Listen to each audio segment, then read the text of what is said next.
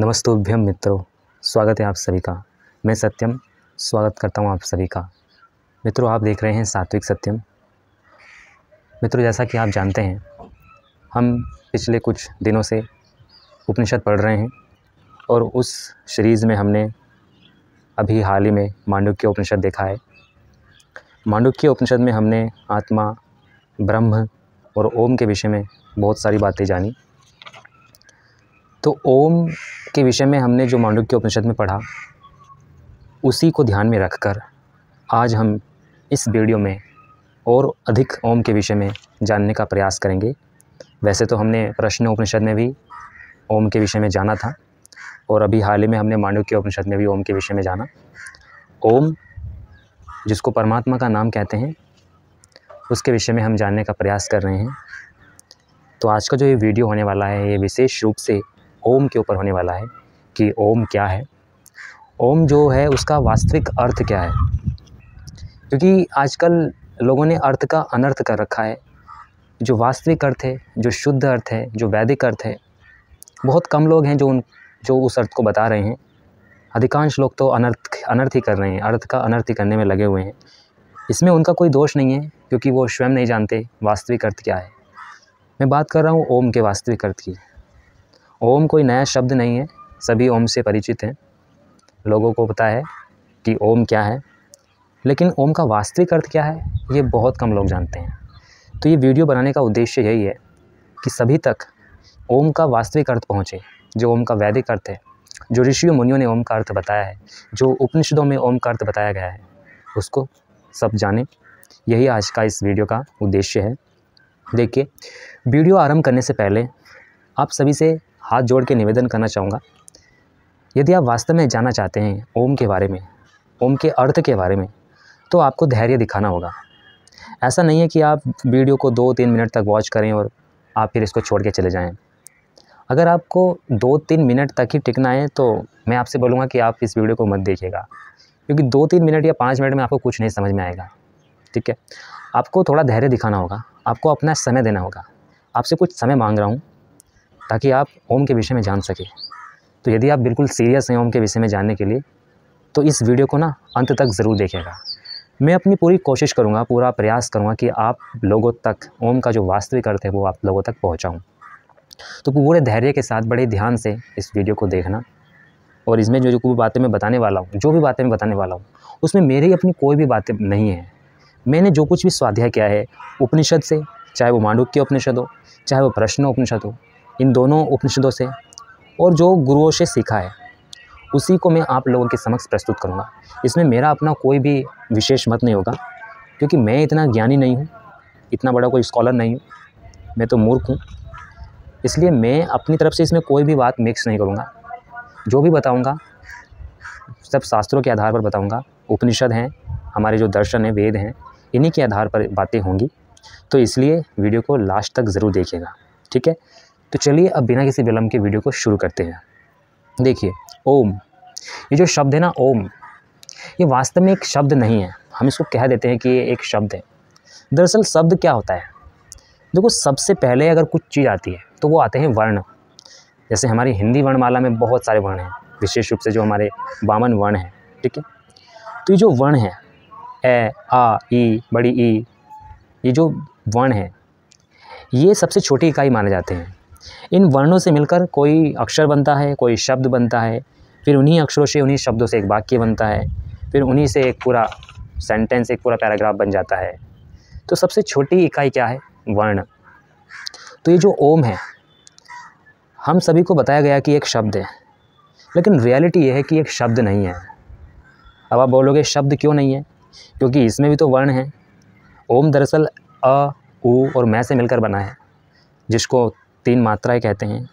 ये ओम की 3 मात्राएं हैं, अकार, उकार, मकार, ऐसा बोलते हैं। अ, उ, म, इन 3 मात्राओं से मिलकर ओम शब्द बना। तो वैसे सामान्य भाषा में, मोटी भाषा में हम कह देते हैं कि ओम एक शब्द है। ठीक है, लेकिन जो वैदिक दृष्टिकोण है वो इस बात को कहता है कि अगर ध्यान से देखें तो ओम एक शब्द नहीं है, वास्तव में ओम एक नाद है। नाद का क्या मतलब है? देखो, नाद को आप एक तरह से विशेष ध्वनि कह सकते हैं। विशेष ध्वनि एक विशेष साउंड। नाद के विषय में देखो, एक संस्कृत का एक श्लोक कहता है, आकाश वायु प्रभव शरीरात समुच्चरन वक्त्रमुपेति नादः। इसका क्या मतलब है? आकाश वायु प्रभव मतलब आकाश और वायु के संयोग से उत्पन्न होने वाला, नाभि के नीचे से ऊपर उठता हुआ जो मुख को प्राप्त होता है या जो मुख तक आता है, उसको नाद कहते हैं। क्या समझे? नाद एक ऐसी ध्वनि है, एक ऐसा साउंड है जो आकाश और वायु के संयोग से उत्पन्न होता है। देखिए, हमारा जो ये शरीर है, ये जो बॉडी है, ये जो पिंड है, इसको ध्यान में रखकर समझेंगे। अच्छा, क्या आप जानते हैं, जब भी हम कुछ बोलते हैं या कुछ बोलने का प्रयास करते हैं, या जब भी कोई हम शब्द बोलते हैं, कोई अक्षर बोलते हैं, तो हम कैसे बोल पाते हैं, कैसे बोलते हैं? इसके पीछे का कारण क्या है?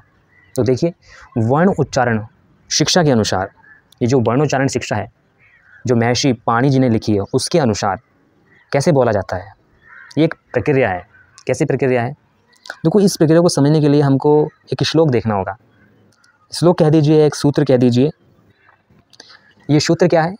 आत्मा बुद्धया समेत्यार्थान मनो युगते विपक्षया मनः कायाग्नि महंती स प्रेरयति मारुतम मारुत स्तूरसी चरमंदम जनयति स्वरम।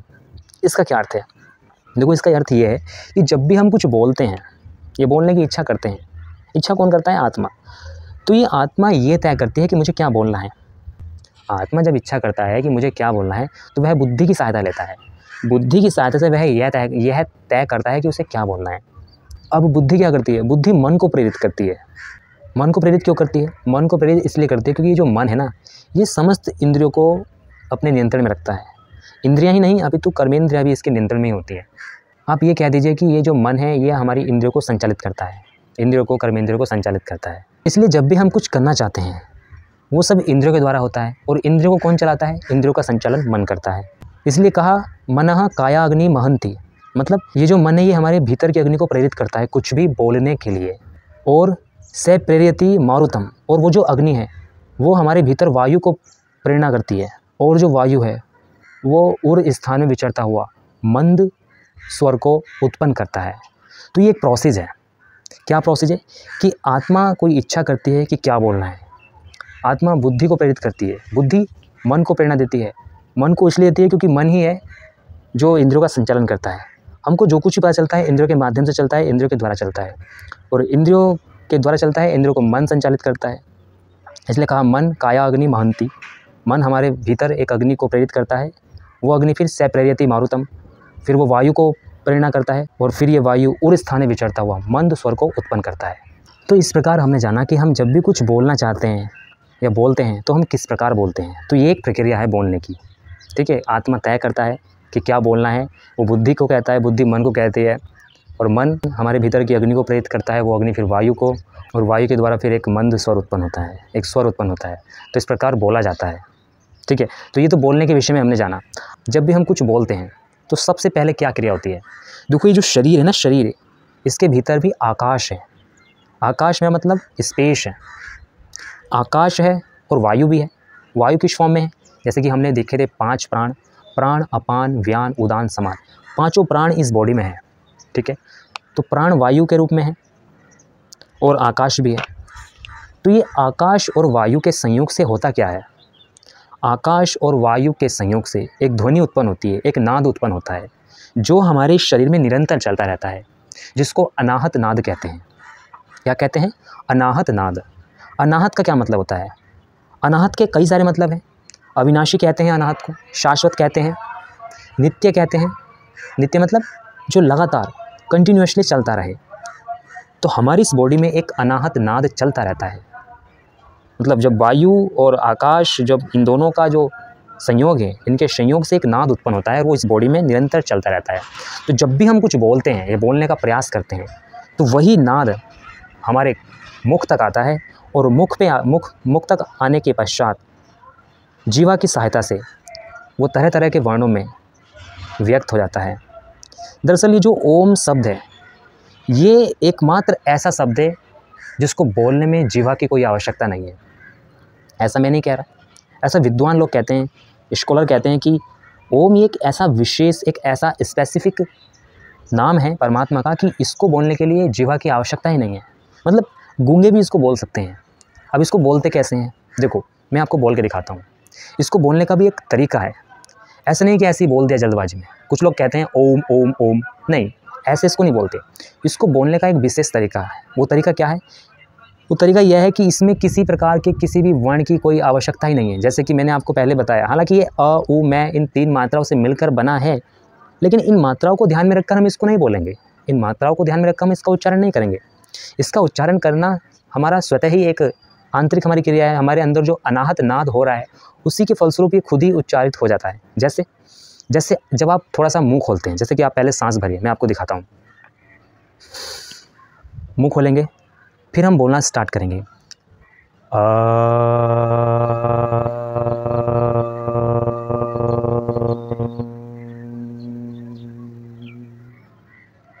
आपने देखा, जब मैंने सांस भरा और थोड़ा सा मुंह खोला, तो मैं इस मुंह को धीरे धीरे धीरे धीरे बंद करता गया। तो जब मैंने मुंह खोला, तो मेरे अंदर जो वायु थी, जो स्पेस है और जो वायु है, इनके संयोग से एक नाद उत्पन्न हुआ, जो नाभि से ऊपर की ओर आ रहा है। मतलब जो वायु है वो ऊपर की ओर आ रही है, तो अ की आवाज़ आ रही है। जो ओंकार की प्रथम मात्रा है अ, उसकी आवाज़ आ रही है, ठीक है। तो अकार की आवाज़ आ रही है, ओंकार की जो प्रथम मात्रा है अकार, उसकी आवाज़ आ रही है। फिर धीरे धीरे जैसे जैसे मैं अपने मुंह को बंद करता गया, आवाज़ चेंज होती गई, अ से ऊ की आवाज़ आने लगी। अभी बताऊंगा दोबारा करके।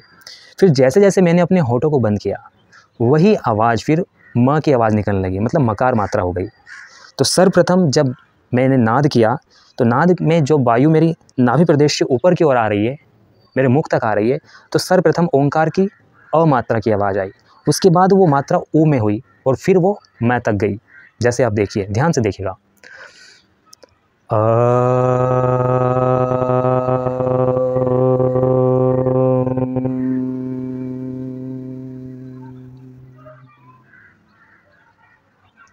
जब बोलना स्टार्ट किया तब अ, फिर धीरे धीरे ऊ, और जब होठों तक आया तब म।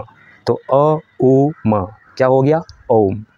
दरअसल ये जो ओंकार की मात्राएं हैं अ उ म, इनको ध्यान से देखिएगा। अ और उ मिलकर बन जाते हैं ओ, और म तो है ही है, तो ओम हो जाता है, ठीक है। तो ये इसको एक बोलने का तरीका है। कैसे? जब भी हम अपना मुंह खोलते हैं और उसको हम धीरे धीरे धीरे धीरे बंद करते चले जाते हैं, और एक समय आता है जब हमारे होठ आपस में मिल जाते हैं। जब होठ आपस में मिल जाते हैं तो वो अवस्था होती है मकार की। जब होठ थोड़े से बीचों बीच, जब होठों में थोड़ा सा स्पेस रहता है, तब ऊ की आवाज़ आती है, उकार। जब होठ थोड़े से और खुले रहते हैं, जब हम बोलना शुरू करते हैं, तो अकार। तो अकार, उकार और मकार, इस तरह से ओम का उच्चारण होता है। ये है ओम को सही तरीके से उच्चारित करने का तरीका, उच्चारण करने का तरीका, ठीक है। तो देखो, ये तो मैंने बताया ओम के एक शब्द नहीं है, ओम एक नाद है, एक अनाहत नाद है, ठीक है। अब हम जानते हैं ओम, ये जो इसमें 3 मात्राओं के विषय में उपनिषद ने बताया। मांडुक्य उपनिषद में अभी हाल ही में हमने पढ़ा है। यदि आप जानना चाहते हैं तो मांडुक्य उपनिषद की प्लेलिस्ट में जाके आप ओम वाले वीडियो को देख सकते हैं, या हमने प्रश्नोपनिषद में भी ओम के बारे में अच्छे से जाना है। आप चाहें तो प्रश्नोपनिषद के उस 5वें प्रश्न को देख सकते हैं, जो शिवी का पुत्र सत्यकाम ऋषि प्रहलाद से पूछता है। वो भी बहुत ही ज़्यादा महत्वपूर्ण वीडियो है, और आपकी सुविधा के लिए मैं इन दोनों वीडियोज़ का लिंक डिस्क्रिप्शन बॉक्स में भी दे दूँगा, ठीक है। आप वहाँ पर जाके भी इनको देख सकते हैं। दरअसल हमारा जो आज का इस वीडियो को बनाने का उद्देश्य है, वो ओम के विषय में जानना है, ओम के वास्तविक अर्थ को जानना है, ठीक है। तो जैसा कि हम जान रहे हैं, उपनिषद में बताया गया है कि ओम 3 मात्राओं से मिलकर बनता है, अकार, उकार, मकार। ये जो ओम की अकार मात्रा है, जो अ है, इसका मतलब क्या है? ये किसको बताती है? ये बताती है जागृत अवस्था को। किसको बताती है? जागृत अवस्था को। जी हाँ, जैसे हमने अभी हाल ही में मांडुक्य उपनिषद में पढ़ा। इसी प्रकार जो ओम की उकार मात्रा है, ये किसको बताती है? ये बताती है स्वप्न अवस्था को। इसी तरह हमने ओम की जो मकार मात्रा पढ़ी, वो किसको बताती है? वो बताती है, किसको बताती है? सुसुप्ति अवस्था को। तो ये तो जागृत, स्वप्न, सुसुप्ति से संबंधित हो गया।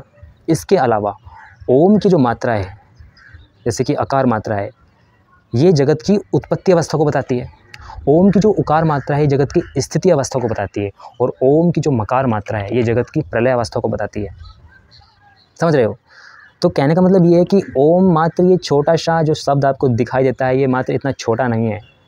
ओम इति एदत् अक्षरम सर्वम तस्य उपव्याख्यानम भूतम भवद भविष्यद इति यच्च अन्यच्च त्रिकालतीतम सर्वम ओंकार एव। ये मांडुक्य उपनिषद का श्लोक है कि ओम इति एतद अक्षरम, कि ओम एक अक्षर हमको दिखता है। एक अक्षर है, अक्षर मतलब आप शाब्दिक दृष्टि से देखें तो आपको एक अक्षर दिखाई देगा जो 3 वर्णों से मिलकर बना हुआ है, अ, उ, म, जिनको हम त्रिमात्रा बोल रहे हैं। लेकिन अक्षर होने के साथ साथ ये कुछ और भी है। कुछ और भी मतलब क्या है, इसमें अगर ध्यान से देखें तो सब कुछ समाया हुआ है, सब कुछ निहित है। सर्वम तस्य उपव्याख्यानम, जो कुछ भी है इसी की व्याख्या है, इसी की इंटरप्रिटेशन है।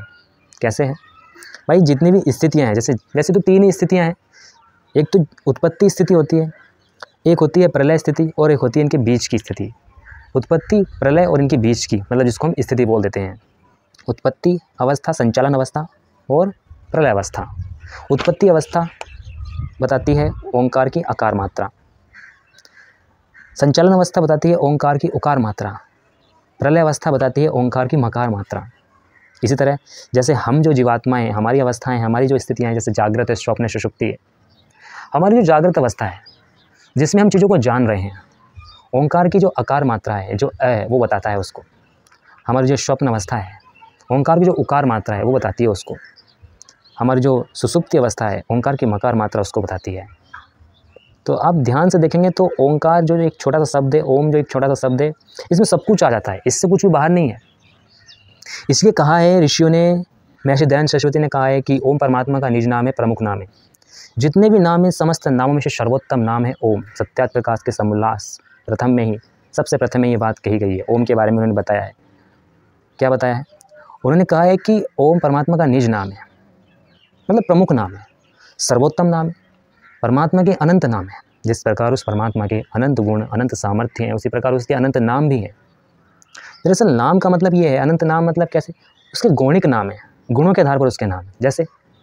जैसे वो सृष्टि को बनाता है तो उसको ब्रह्मा कहते हैं, वो सृष्टि का पालन पोषण करता है तो उसको विष्णु कहते हैं, और सृष्टि का विनाश करता है तो उसको शिव कहते हैं।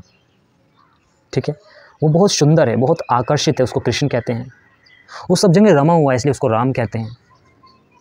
वो समस्त लोगों का, जितने भी गण किसको बोलते हैं, गण बोलते हैं लोगों को। समस्त लोगों का वो स्वामी है, पिता है, इसलिए उसको गणपति बोलते हैं। तो ये जो नाम है ना, ये सब परमात्मा के ही नाम है।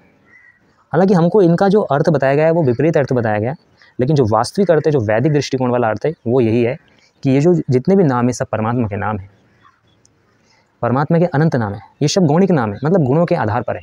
लेकिन ये जो परमात्मा का ओम नाम है ना, ये तो सबसे ऊपर है, सर्वोत्तम है, निज है।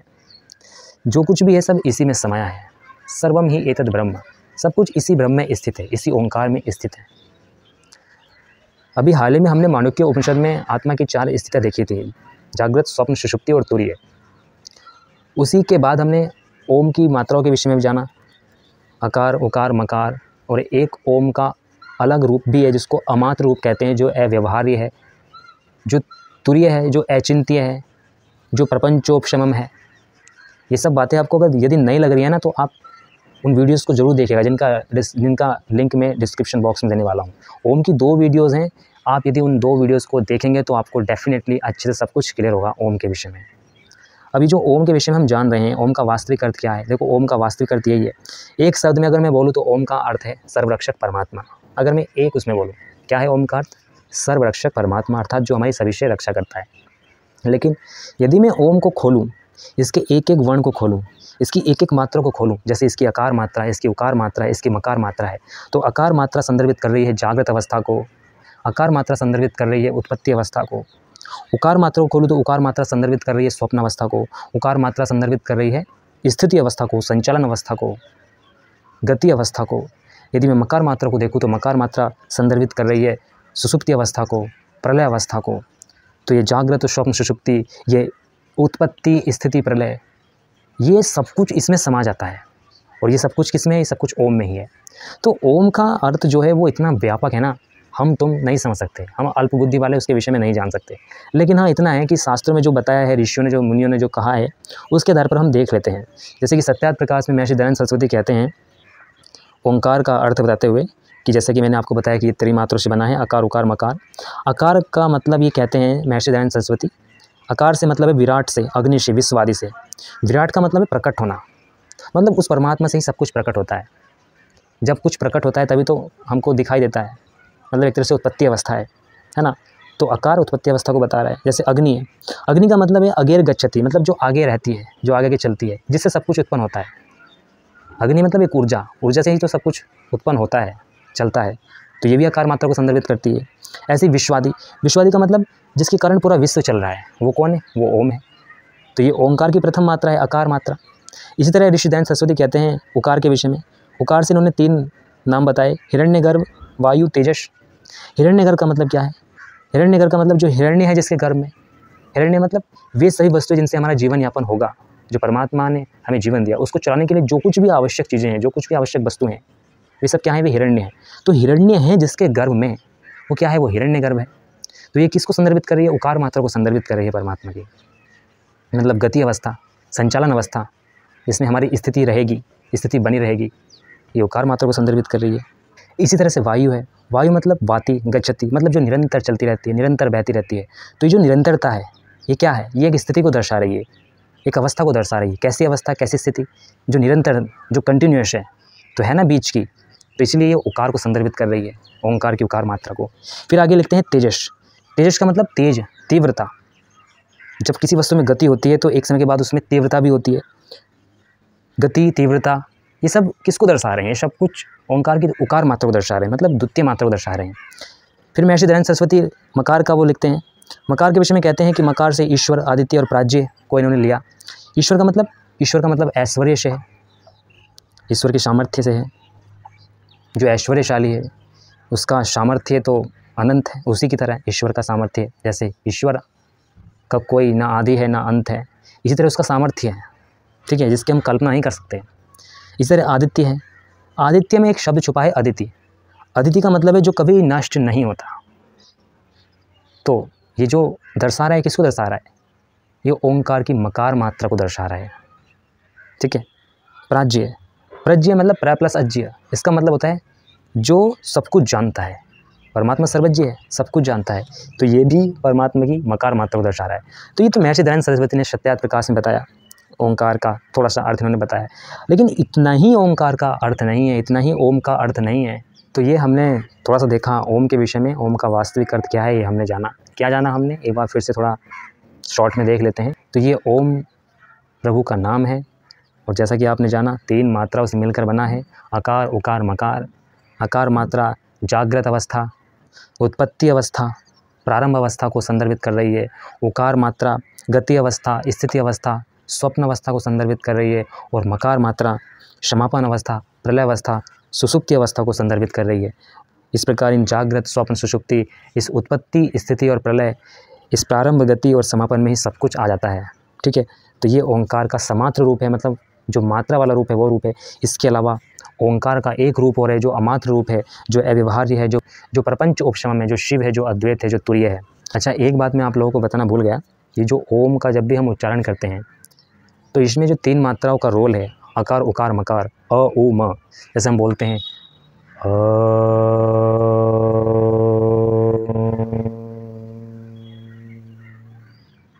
तो इस प्रकार बोलने के पश्चात जब हम पूरा उच्चारण कर लेते हैं आकार, उकार, मकार का, तब हमको बीच में साइलेंस भी होना होता है, शांत होना होता है।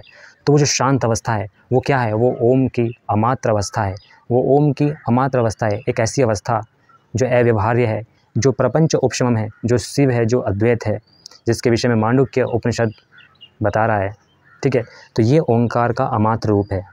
जब भी आप ओम का उच्चारण करते हैं, ओम का उच्चारण करने के पश्चात जब आप ओम का उच्चारण कर चुके होते हैं तो कुछ देर बाद सब कुछ शांत हो जाता है। तो ये जो ओंकार का अमात्र रूप है, इसका क्या मतलब है? इसका मतलब यही है कि जब हम ओम का उच्चारण करते हैं, जब हम आकार, उकार, मकार मात्रा से गुजर जाते हैं, इनसे गुजरने के पश्चात, इनके परे जाने के पश्चात ओंकार का अमात्र रूप आता है।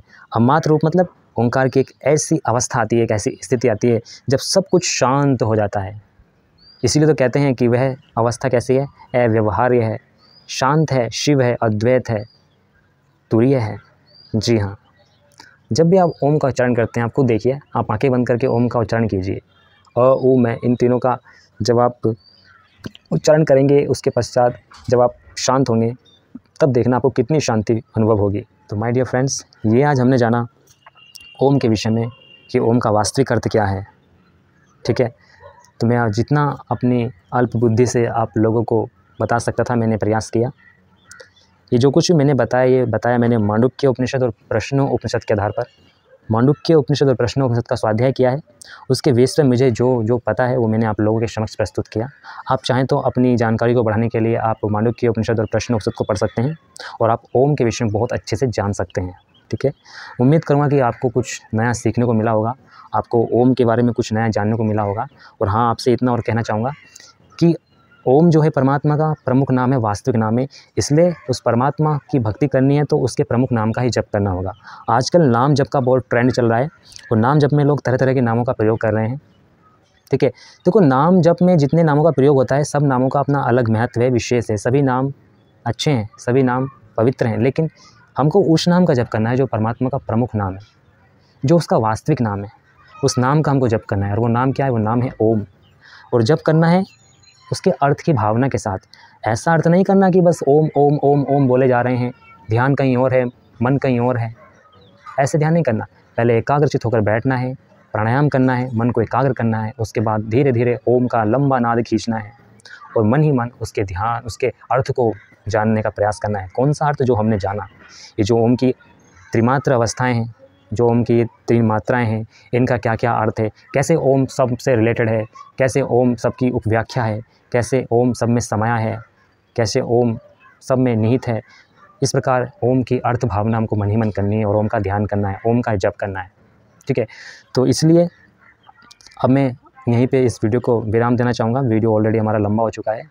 तो आप कमेंट बॉक्स में बता सकते हैं कि आपको ये वीडियो कैसा लगा। यदि आपको वीडियो अच्छा लगा हो तो आप वीडियो को लाइक कर सकते हैं, उससे हमें प्रेरणा मिलती है ताकि हम और अच्छे से अच्छी वीडियो बनाएं।